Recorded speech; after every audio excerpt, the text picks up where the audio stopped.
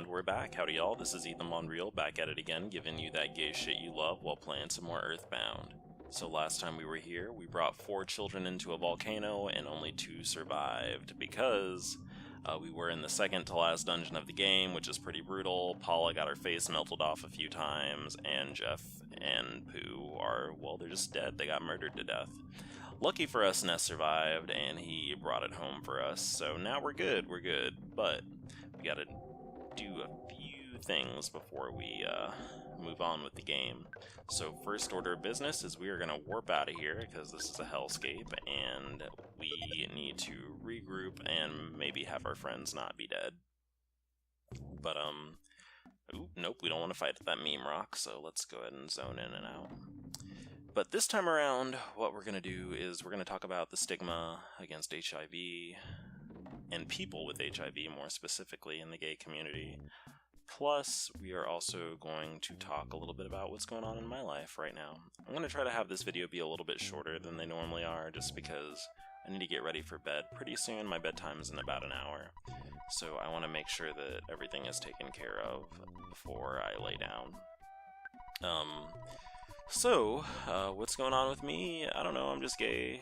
I'm just real gay. Just real gay.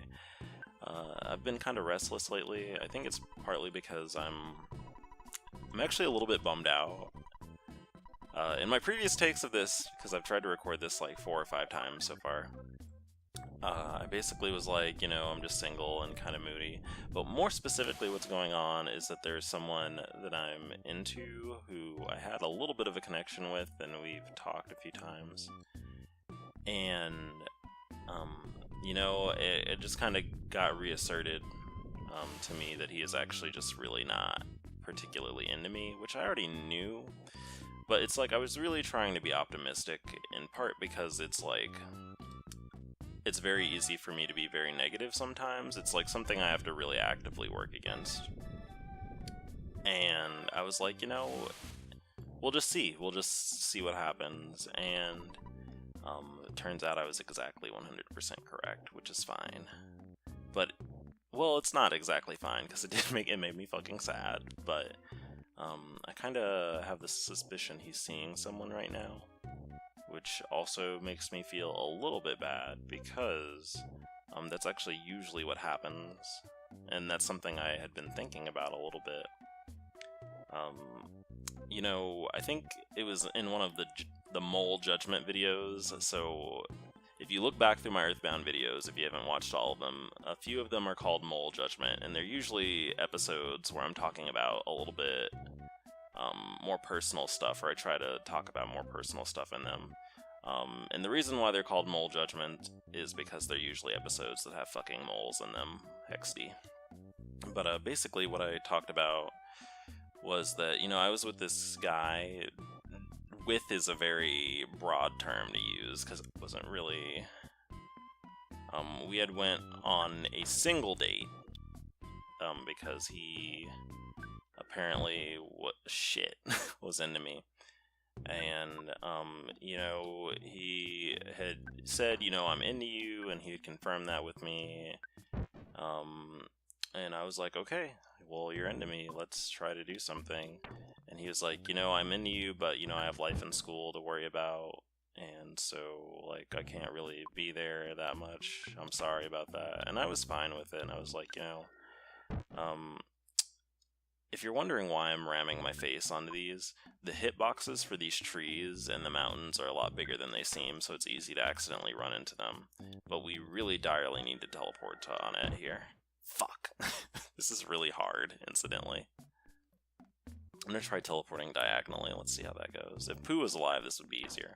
But basically what happened was, you know, I was just patient, and I waited for him. And he eventually just, like, I texted him one morning, and he was like, oh, I'm hanging out with this person I'm dating right now. And I was like, oh, I thought we were together. And he was like, nope, sorry, I decided I was into someone else. And I'm not even being dramatic with that. That was basically how the conversation went. And then, you know, a year later, I actually asked him about that.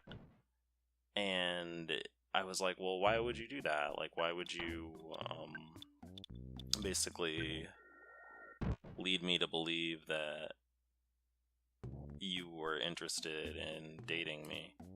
And he was basically like, I'm picky, and that was his response. That's literally all he said, and you know, that just really obliterated the face off me. Incidentally, I'm tilted right now, which is part of the reason why. I'm fucking ramming my face repeatedly into this mountain. But TLDR, so his response to me basically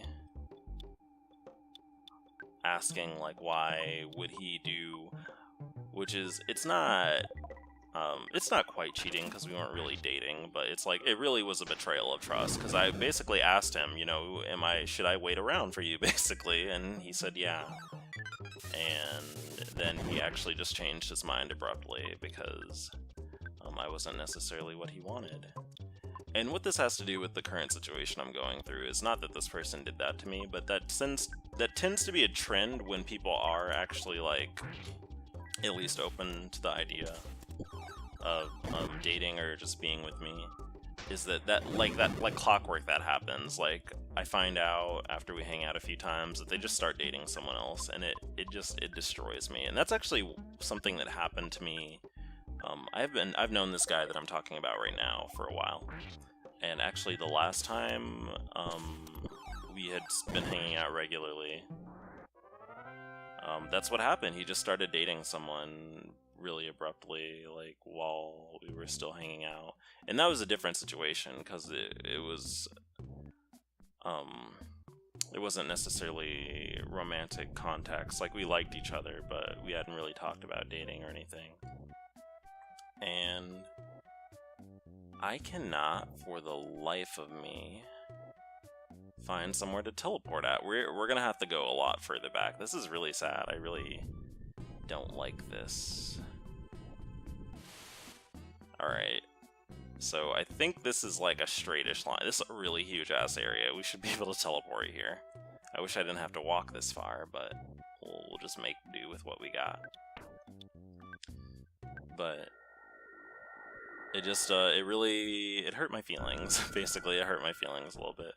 Because it's like basically just like a chronic insecurity I have, that someone's just gonna find someone that they like more, or find someone who's better, in air quotes, and I'll just be left by the wayside.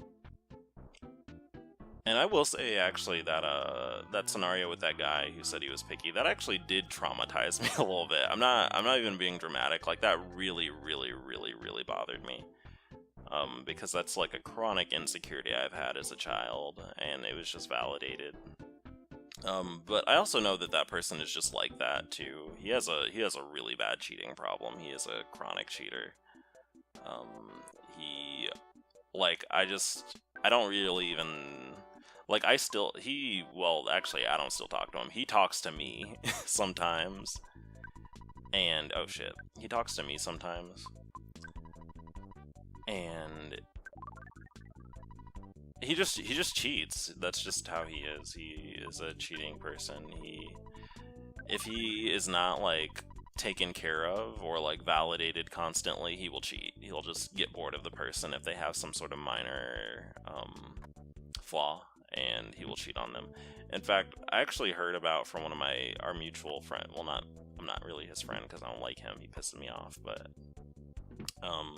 from someone I know who, like, also was in a similar situation with him, incidentally, which is funny, who basically told me that he basically started cheating on and broke up with his ex-boyfriend, one of many, basically because he was like, well, he just couldn't take dick good enough, and that his ass was too loose. And I actually literally wanted to kill him. Like, oh my god, that made me so mad. Like, how the fuck are you gonna be with someone and then have them move in with you and, like, uproot their entire life, and then just basically be like, I'm sorry dude, your ass is too loose, we're not together anymore, you gotta get out? Like, that is one of the most repulsive things I have ever heard a human being do. But as far as Earthbound goes, because I've been talking about this for like 10 minutes now, holy shit, we are going to visit our mom's house so that we can heal up to full now that everyone's out of the fucking hospital.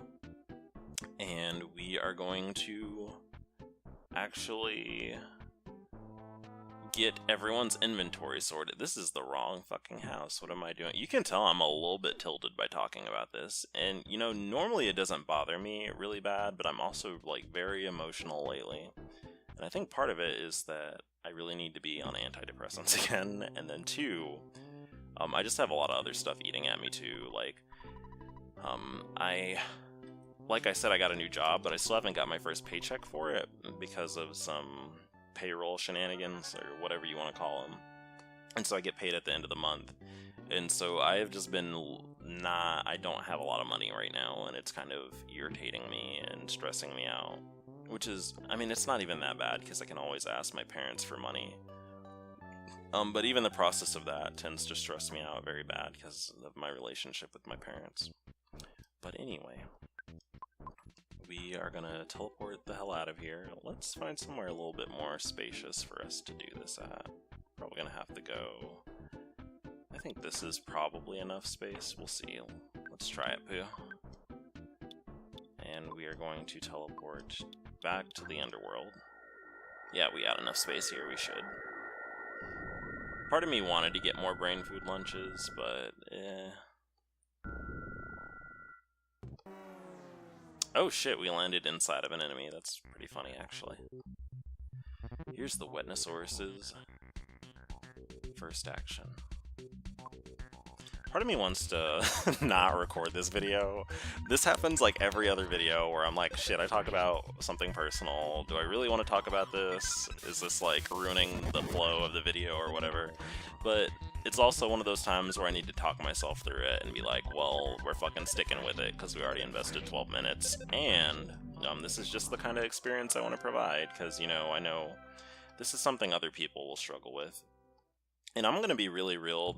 What underpins all of this scenario with, in part, both guys, but more specifically, the second guy I talked about, the guy who said that he had changed his mind because he was picky and he met someone who basically was better in his mind. All of this really comes down to me being black, honestly, and that's very, very, very, very, very frustrating, because that person who I'm talking about actually is known for only dating black people. He's not black. And what happens is that a lot of us are so just like completely used to not being paid any sort of attention to, and that we just have to really struggle to feel good about ourselves, that he picks these people out, and they basically just do whatever he says, and that's kind of what the scenario I was in. Like, I put trust in him that I really did not need to, because I was just very unused to having any sort of attention given to me, and that really is what a lot of the people, that's basically the trait in all of the people that he has dated, is that they're basically people who are black and college-aged who basically have either never had a boyfriend or had a few, and they are just very either tired or frustrated of basically, you know, not existing and not having any attention paid to them, or just not having any romantic prospects because of it. And that's basically, I don't know if he really does it intentionally or subconsciously, but those are the kind of people he attracts. And I definitely know that he does not realize the scale of what he is doing, or alternatively he doesn't care. That's also possible. He might not care at all, because he just does that, and then he doesn't understand how devastating that is to basically go through a group of people who really struggle to feel good about themselves, and then be like, actually, you know, even though I've been with you, you're replaceable, because I can always find another depressed black person who will want me, basically. And that's basically, in my mind, that's kind of how he leverages power over people. Because it's like, you know, if you don't do what I want and you don't act the way I want you to specifically, I can just leave you and you are replaceable because they're just a bunch of other sad people who don't feel good about themselves who I can be with. And that really is very depressing. That is very depressing to think about. But speaking of non-existence, because that was kind of the topic I was talking about a little bit here. Oh shit, you know what? I've made several mistakes already. I meant to take care of some of our inventory stuff. I'm gonna go ahead and get rid of the broken trumpet. We're gonna give it to Jeff. There we go. We're also going to... Normally, I would just... Normally, I would just throw away some of these items, but I kinda... Actually, I'll just do it. I convinced myself to do it. Speaking of being, like, non-existent, I should probably explain what I mean by that. So, there are times where if you are... Well, this like, takes a piece from, like, a lot of things I've talked about. So, like I said, a lot of times when you are gay, basically the way that you get other gay people's attention is by being sexual or sexualizing yourself, right? I've said this quite a few times, I'm not going to elaborate it, but that's just a way to put yourself out there, because that's what people respond to. And so a lot of us will try to show that sexual side rather than our personalities or just other things because we're afraid people won't like us. But when you basically cannot provide that sexualness, or you cannot provide some sort of attractiveness, you can become invisible. And what I mean by that is you basically just get flat out ignored. And this is something people have said, a lot of people have said, sometimes in different ways, but the idea is basically if you are gay... Actually, the most poignant way this was ever said to me, or I ever heard this, was that an ugly straight dude is still hot to someone because he is straight. But a busted queen is just a busted queen. And I was like, man, that is so really extremely real, because that's really how it works. Like, if you are gay and you are not attractive in the way people want you to be, and that's an important distinction I make here, because it has to be about the way they want you to be. It's not like you intrinsically are unattractive. Is that people will just, like, flat out ignore you. And, like, I can talk about times where, you know, I was at my college LGBT group. Like, the first meeting I went to, I remember this dude just straight up ignored me in the elevator and just would not talk to me, just refused to. Because he just did not want to talk to black people, which was very frustrating. And I'm saying this after reflecting on it more and, like, knowing more about that person, because I actually did eventually talk to him, but I recognize what the deal is now. And I remember, you know, being in rooms full of gay people, and all of the black people are, like, sitting together, and just literally people will just go basically like in a complete circle around us, like just trying to not be physically near us, like to the maximum capacity.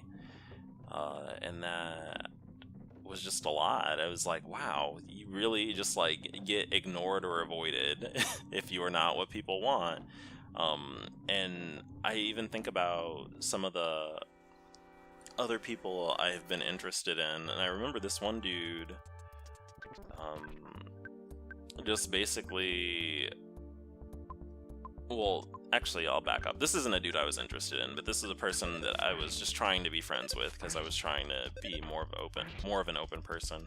And he basically, like, without being prompted, just told me he found black people unattractive, and I was like, what the fuck is wrong with you? Like, I remember it. We were in a car with several other people, and he just flat out told me, he was like, I think black people are ugly, and I don't know why he thought... Well, actually, we were talking about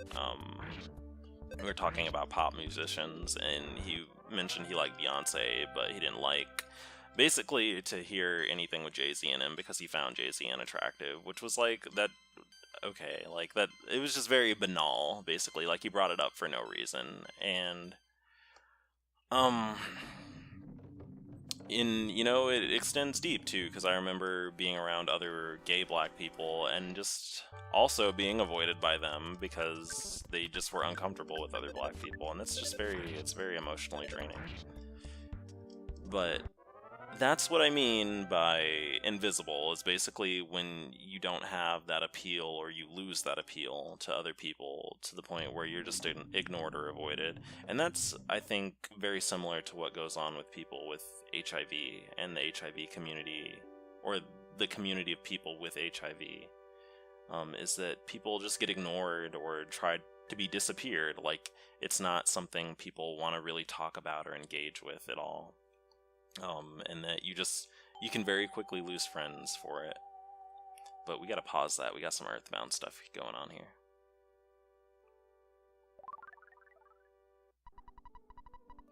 Ness had the feeling that he was being watched by himself as a baby. Ness's soundstone recorded the melody of the fire spring.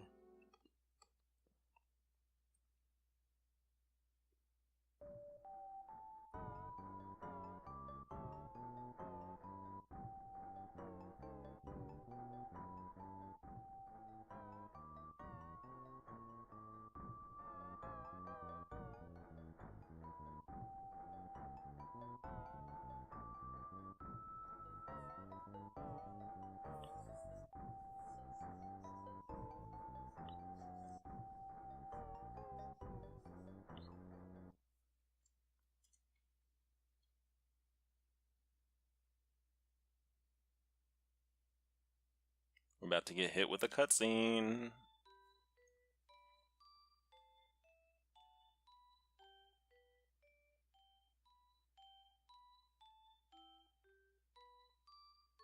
So what you're seeing is glorious grayscale, and the purpose of this is to let you know that this is in fact a flashback. However, they ain't hitting us with them SNES cutscene powers, so this is kind of awkward in my opinion. Like, I guess you could argue there's deeper meaning in this, but I felt this cutscene was a little bit superfluous, but it is a lead up to actually what is almost a dungeon. It's not quite a dungeon. It's more of a trial that we have to partake. Because as you may or may not remember, the whole purpose of our journey was to gather the Soundstone to connect Ness's powers with that of the Earth. Now that Ness has collected all 8 sounds or songs or melodies, whatever you want to call them, he has connected his power with the Earth and can come to truly know himself. Because he's the chosen one, the main plot dude, and our hero. So anyway, Ness, huh? I think Ness is the right name for him. Ness. He smiled just from hearing his own name. Do you think he likes his name? Try putting that red cap on him. It's too big, but it looks good on him. I hope King won't be jealous of the baby. Let's celebrate with some steak. This baby will grow up to be a hard worker just like you. I don't think he needs to be rich or famous, but I do want him to be a strong, thoughtful boy. That's odd. The baby bottle that he pointed at seemed to move a little bit.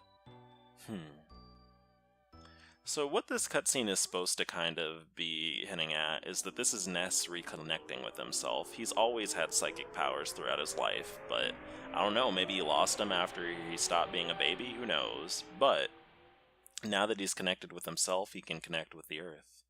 And we are in Magicant, the land of his mind.